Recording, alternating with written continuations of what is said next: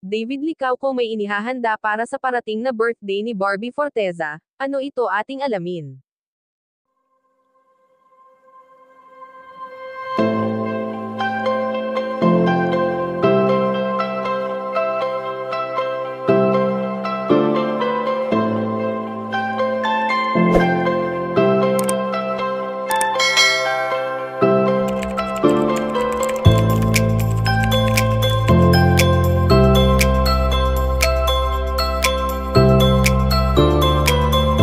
Alam naman natin na masaya na ngayon ang tambalang barda na sina Barbie Forteza at David Licauco sa kani-kanilang buhay na nagpo-focus ngayon sa kanilang mga goal.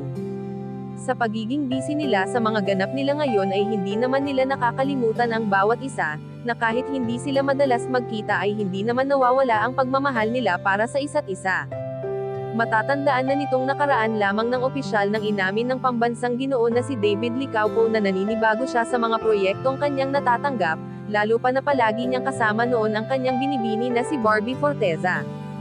Sa katunayan nga ay proud na proud si Barbie Forteza sa mga nagagawa ngayon ng pambansang Ginoo na kahit hindi sila ang magkasama ay nagagampanan nito ang kanyang mga trabaho. Subalit sa ngayon nga ay ayon sa aming impormasyon na nakalap na may pinaghahandaan ngayon si David Licauco, at ito ay ang parating na birthday ng kanyang binibini na si Barbie Forteza.